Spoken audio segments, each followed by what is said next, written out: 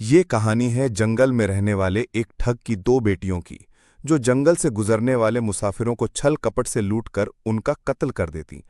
पर फिर एक दिन एक ऐसा मुसाफिर आया जिससे उन सबकी जिंदगी बदल गई। एक गुस्सैल राजा ने अपने पुत्र के किसी दोष के कारण उसे देश निकाला दे दिया। राजकुमार ने दुखी मन से अपने गुजारे के लिए 4 लाल और कुछ स्वर्ण भी अपने साथ ले लिए और भरे हृदय से अपने पिता का महल छोड़ दिया। चलते चलते वो जब शहर से कुछ दूर पहुंचा तो उसे एक साधु का आश्रम दिखाई दिया। राजकुमार उस साधु को दंडवत प्रणाम करके एक तरफ बैठ गया। जब साधु ने उसके मायूस शक्ल और देह पर कीमती वस्त्र देखे तो साधु ने उससे पूछा, बच्चा तुम कौन हो और यहां कैसे आए? राजकुमार बोला, महाराज, मैं राजा चंद्रगुप्त का पुत्र महेंद्रगुप्त हूं। मुझे मेरे पिता ने देश निकाला दे दिया है, इसीलिए मैं परदेश जा रहा हूं। रास्ते में आपका आश्रम दिखाई दिया तो मेरे मन में आया कि आपके भी दर्शन करता चलूं। साधु ने महेंद्रगुप्त की बात सुनकर कहा, वत्स, तुम नेक इंसान हो और परदेश जा रहे हो, इसलिए मैं तुम्हें 4 बातें बताता हूं। तुम उन बातों पर अमल करना। परदेश में ये बातें तुम्हारे अवश्य ही काम आएंगी। पहली ये कि परदेश में एक से भले 2 होते हैं। दूसरी ये कि परदेश में दूसरे के हाथ का बना खाना मत खाना। अगर खाना भी पड़े तो पहले किसी जानवर को खिला देना। तीसरी बात यह कि परदेश में किसी दूसरे की बिछाई हुई चारपाई पर मत सोना।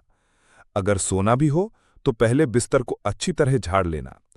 चौथी बात यह कि यदि कहीं शत्रुओं के फंदे में फंस जाओ तो जहां तक हो सके नरमी और ज्ञान की बातें सुनाकर अपना उद्देश्य प्राप्त करना। साधु ने कहा, मेरी ये 4 बातें हमेशा याद रखना। साधु की बातें सुन साधु को प्रणाम कर राजकुमार परदेश चल पड़ा। जब चलते चलते बहुत दिन बीत गए तो वो एक जंगल में पहुंचा।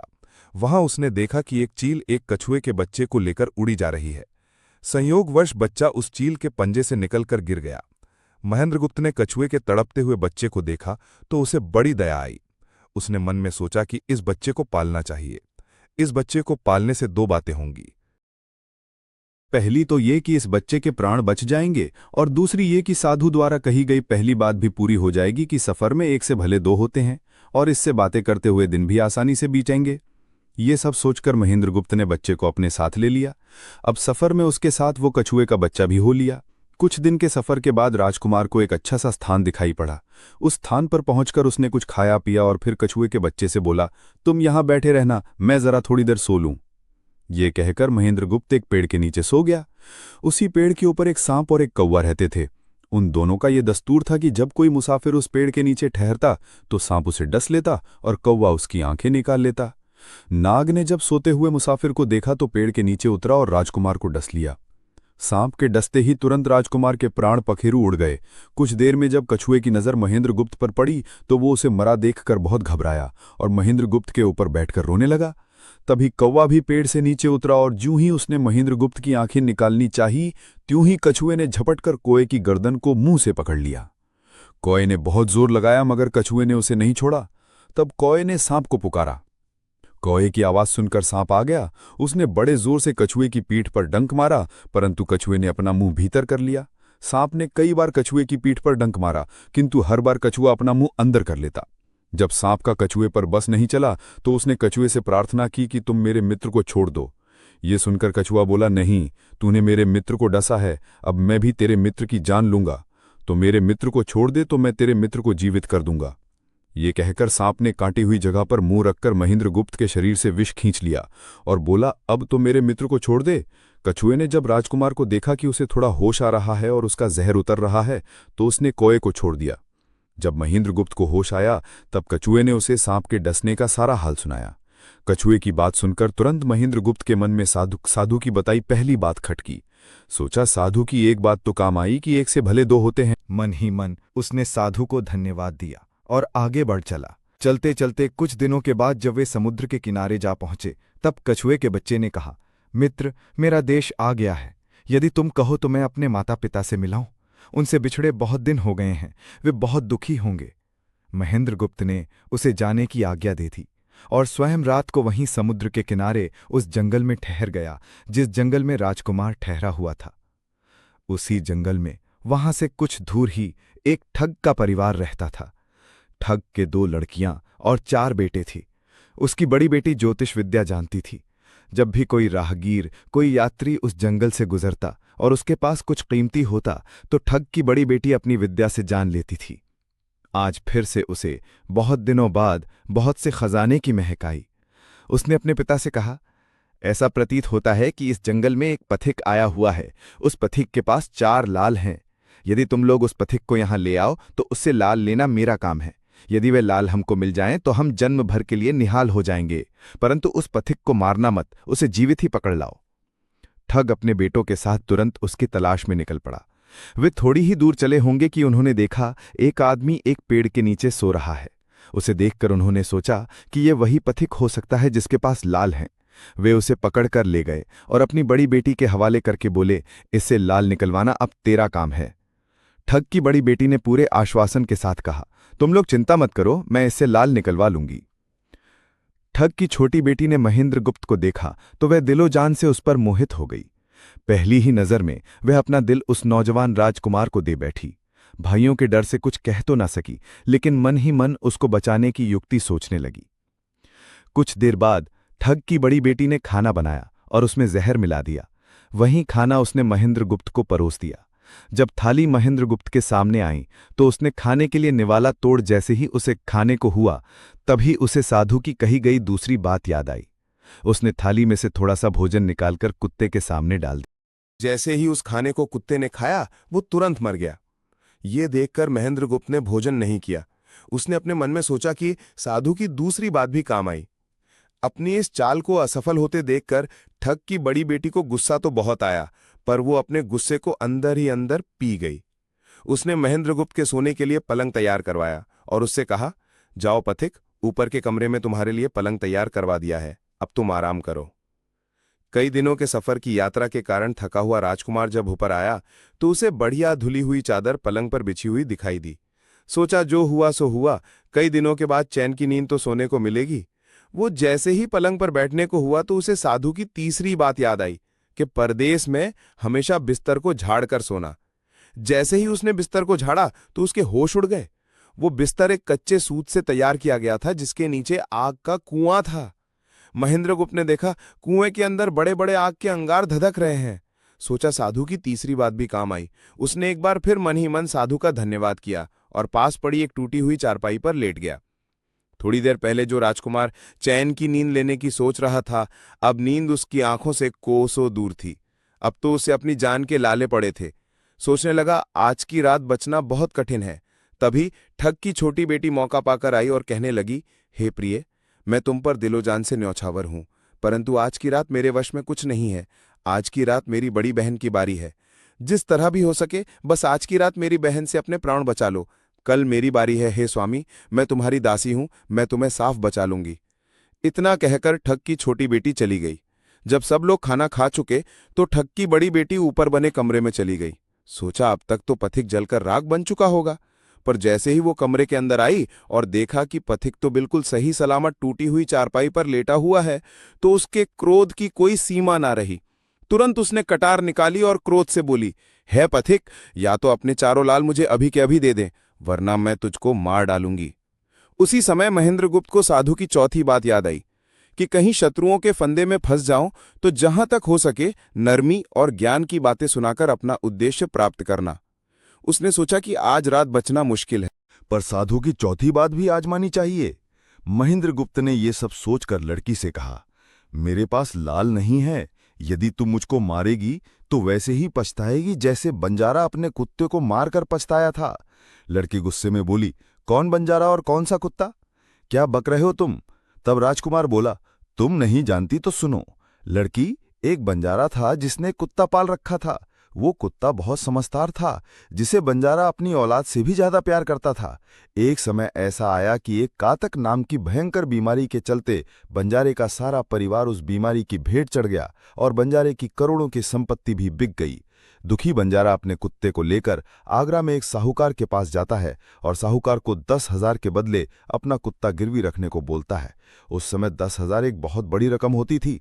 पहले तो बनिए ने बंजारे को मना कर दिया, पर फिर कुछ सोचकर उसने बंजारे को 10,000 रुपए दे दिए। कुछ ही समय बीता था कि एक रात सेठ के घर डाकू घुस गए। बंजारे का कुत्ता सब हरकत देख रहा था। सोचा भौंकूं तो परिवार के सब लोग उठ जाएंगे और ये डाकू उनका भी कत्ल कर देंगे।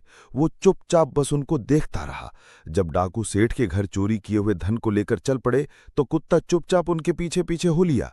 सेठ के पास इतना धन था कि डाकू उसे निकाल तो लाए, पर अब उनसे वो लेकर चला भी नहीं जा रहा था। दिन भी निकलने के करीब हो चला था। डाकुओं ने सोच विचार कर उस धन को एक तालाब के अंदर छिपा दिया। सोचा बाद में आराम से निकाल ले जाएंगे। कुत्ता डाकुओं की सब करामात देख चुपचाप वापस घर चला गया। सुबह हुई तो सेठ के घर को हराम मच गया। पता चला कि चोर सारा धन निकाल ले गए। सेठ का रो रो कर बुरा हाल था। आसपास के लोगों से दिलासा दे रहे थे।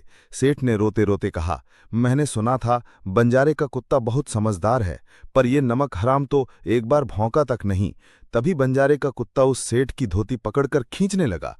कुत्ते की हरकत देख पास खड़े एक समझदार व्यक्ति ने सेठ से कहा, सेठ जी, ये कुत्ता कुछ कहना चाहता है, हमें इसकी सुननी चाहिए। और सभी लोग कुत्ते के पीछे पीछे हो लिए। सबको लेकर कुत्ता उसी तालाब के पास पहुंच गया जहां रात को डाकुओं ने सारा धन छिपाया था, और तालाब में घुसकर अशर्फियां से भरी थैली अपने मुंह में दबाकर बाहर आया। तुरंत सेठ के नौकर उस तालाब में कूद गए और चोरी किया हुआ सारा धन बरामद कर लिया। सब देख सेठ आंखों में अश्रु लिए कुत्ते से कहता है, मुझे माफ कर देना, मैंने तुम्हें बहुत बुरा भला कहा। सेठ में वही कागज मंगवाया और बंजारे के नाम चिट्ठी लिखी। भाई बंजारे, तेरे कुत्ते ने मेरे 10,000 पूरे कर दिए। मैं तेरे कुत्ते को तेरे पास भेज रहा हूं। अगर तुझे और भी 10, 20, 50 हजार की जरूरत हो तो मेरे पास आकर ले जाना। इतने समझदार कुत्ते को मेरे पास छोड़ने के लिए तहे दिल से तुम्हारा धन्यवाद। बनिया चिट्ठी कुत्ते के गले में टांग उसे नम आंखों से विदाई देता है। कुत्ता घूमता घूमता जब 4-5 दिन बाद बंजारे के पास पहुंचता है तो कुत्ते को आता देख बंजारे के तन बदन में आग लग जाती है। कहता है, मैं तुझे बनिए के पास गिरवी रखकर आया था और तू वहां से भाग गया। तूने मेरी बेइज्जती करवा दी। गुस्से में अंधा हुआ बंजारा तुरंत पिस्तौल निकाल कुत्ते को गोली मार देता है और सिर पकड़कर वहीं बैठ जाता है। कुछ देर बाद जब उसकी नजर कुत्ते के गले में टंगी हुई पर्ची पर पड़ी तब बंजारा वो पर्ची निकाल उसे पढ़ता है। पर्ची पढ़ते ही बंजारा फट पड़ता है। वो दहाड़े मार मार खून के आंसू रोता है। पर अब भला क्या हो सकता था। बंजारे की कहानी सुना महेंद्रगुप्त ठग की बेटी से कहता है, एक और कहानी सुनो। लड़की एक राजा के पास एक बहुत समझदार पढ़ाया हुआ तोता था। वो बड़ा चतुर था। एक दिन राजा तोते को अपने साथ गंगा स्नान को ले गया और उसको घाट पर बैठाकर स्वयं स्नान करने लगा। तभी तोते की नजर अमर फल पर पड़ी जो पास ही नदी में बहता हुआ आगे बढ़ा जा रहा था। वो उसको नदी से बाहर निकाल लाया और राजा के आने पर उसको वो अमर फल देता हुआ बोला, महाराज ये अमर फल है, इसे खा लीजिए। राजा ने कहा, मैं अकेला अमर फल खाकर क्या करूंगा? अपने बाग में लगा दूंगा। जब इसमें फल लगेंगे तब सब कुटुंबियों को खिलाकर अमर कर दूंगा। गंगा स्नान से लौटकर राजा ने वो फल माली को देकर कहा, इस फल को बाग में लगा दो। थोड़े ही दिनों में पेड़ फल फूल गया। उसमें फल लगने लगे। एक दिन एक फल पककर पेड़ से गिरा तो उसे सांप ने सूंघ लिया, जिससे वो जहरीला हो गया। अनजान माली वो अमर फल लेकर राजा के पास आया। राजा फल को देखकर बहुत खुश हुआ और कुछ सोचकर वो फल पहले कुत्ते को खाने को दिया, क्योंकि राजा बड़ा नीतिवादी और विचारवान था कि बिना सोचे समझे किसी भी वस्तु को खाना ठीक नहीं होता। राजा ने ज्यों ही वो फल कुत्ते को खिलाया, कुत्ता मर गया। ये देखकर राजा ने क्रोधित होकर अपने तोते से कहा, बेईमान तोते, तू हमें जहर देकर मारना चाहता था। ये कहकर राजा ने क्रोध में आकर तोते को मार डाला और माली से कहा, इस पेड़ के चारों ओर घेरा डाल दो जिससे कोई इसका फल ना खा सके। एक दिन उसी शहर में एक सास बहू में भीषण लड़ाई हुई। बुढ़िया घर से निकलकर कहने लगी, आज मैं राजा के बाग में जाकर जहर वाला फल खा लूंगी। ये कहकर वो बाग में आई और जैसे ही उसने फल तोड़कर खाया तो वो 16 वर्ष की युवती बन गई। जब राजा को यह समाचार मिला तो उसे सारा माजरा समझते देर ना लगी। राजा को बड़ा दुख हुआ। वह कहने लगा, वास्तव में ये फल अमर फल ही है। मैंने व्यर्थ ही इतने समझदार तोते को मार डाला। इतनी दास्तान कहते कहते सवेरा हो गया। तब ठग की बेटी ने महेंद्रगुप्त से कहा, आज तो तूने मुझे बातों में लगाकर अपनी जान बचा ली, परंतु आज रात मेरी छोटी बहन की बारी है, वो तुझे हरगिज जीवित न छोड़ेगी। जब ठग की छोटी बेटी को पता चला कि महेंद्रगुप्त जिंदा और बिल्कुल सही सलामत है तो उसकी खुशी का ठिकाना ना रहा। अपनी बहन को दिखाने के लिए ऊपरी मन से बोली, तुम निश्चिंत रहो बहन, मैं आज से लाल लिए बगैर छोड़ने वाली नहीं हूं। दिन बीता और रात हुई। तब ठग की छोटी बेटी महेंद्रगुप्त के पास गई और बोली, भगवान का शुक्र है जो तुमने चालाकी से अपनी जान बचा ली। महेंद्रगुप्त बोला, तुम सब ऐसा क्यों करते हो? तब ठग की छोटी बेटी बोली, हमारी तो यही रीति है कि मेरे भाई और बाप मुसाफिरों को पकड़कर लाते हैं और हम बहनें अपनी चालाकी से उनसे माल हथियाकर उन्हें मार डालती हैं। फिर वो बोली, पर तुम चिंता मत करो, अब मेरी बारी है और मैं तो दिलो जान से तुम्हारी दासी हूं। तुम्हें जैसा समझ पड़े वैसा ही करो। ये सुनकर महेंद्रगुप्त बोला, प्रिय, तुम भी मुझे देखते ही पसंद आ गई थी। दिल करता है कि हर पल तुम्हारे पास ही रहूं। तुम अपनी बड़ी बहन की तरह नहीं हो, तुम एक नेक दिल औरत हो। तुमसे मेरा कुछ भी छिपा हुआ नहीं है। उसकी बात सुनकर ठग की बेटी ने कहा, तुम कहते हो कि मुझसे कुछ भी छिपा नहीं है, तो फिर वे लाल कहाँ हैं? महेंद्रगुप्त ने कहा, वो चारों लाल मेरी जांघ में है, अगर तुम निकालना चाहो तो निकाल लो। राजकुमार की बात सुन ठग की छोटी बेटी बोली, प्यारे, वो लाल तुम्हें ही मुबारक हो। मैं तो तुम्हारी दासी हूं, तुम्हारे दर्शनों की प्यासी हूं। मुझे तुम्हारे सिवा और कुछ नहीं चाहिए। लेकिन ये प्यार और प्रेम की बातें सब धरी रह जाएंगी जब हमारे शरीर में प्राण ही नहीं रहेंगे, क्योंकि जब तुम्हारे बाप और भाइयों को इसका पता लगेगा तो हम दोनों की खैर नहीं। तब ठग की बेटी बोली, तुम चिंता मत करो, मेरे पास इसका भी उपाय है। आज रात को सबके सोने के बाद हम यहां से भाग चलेंगे और कहीं बहुत दूर रहेंगे जहां कभी मेरे भाई और बाप पहुंच ना सकें। महेंद्रगुप्त बोला, पर यह सब होगा कैसे? बोली, यहां से निकलने का एक ही उपाय है। मेरे पिता के पास 2 ठनियावे हैं, एक तो दिन भर में 60 कोस चलती है और दूसरी दिन भर में 100 कोस चलती है। तुम उनमें से बड़ी वाली को खोल लाना, तब तक मैं हम दोनों के लिए कुछ धन बांध कर रख लूंगी। जब आधी रात हुई तो महेंद्रगुप्त ऊंटनी को खोलने चला गया। महेंद्रगुप्त ऊंटनी ले तो आया, मगर जल्दबाजी के कारण वो बड़ी के स्थान पर छोटी को ले आया। ठग की बेटी बहुत सा माल लेकर ऊंटनी पर बैठ गई और दोनों चल दिए। ऊंटनी जब चलते चलते 60 कोस पहुंची तो जंगल में रुककर खड़ी हो गई। बीच जंगल में ऊंटनी को खड़ी देखकर महेंद्रगुप्त और ठग की बेटी के होश उड़ गए। ठग की बेटी बोली, अनर्थ हो गया, तुम रात के अंधेरे में बड़ी ऊंटनी की जगह छोटी ऊंटनी को ले आए। मेरे पिता और भाई आते ही होंगे, वो हमें नहीं छोड़ेंगे। इधर जब सवेरा हुआ तो ठग ने देखा कि उसकी बेटी और मुसाफिर दोनों गायब हैं। उसने सोचा कि निस्संदेह वो बदमाश मेरी बेटी को भगा ले गया है। तबेले में जाकर देखा तो पाया कि छोटी ऊंटनी गायब है और बड़ी वहीं है।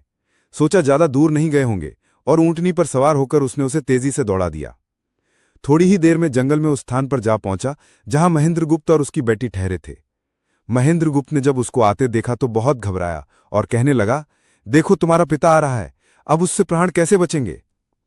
लड़की ने कहा, घबराओ मत और जो मैं कहती हूं उसे ध्यान से सुनो। जाओ, जाकर उस पेड़ पर चढ़ जाओ।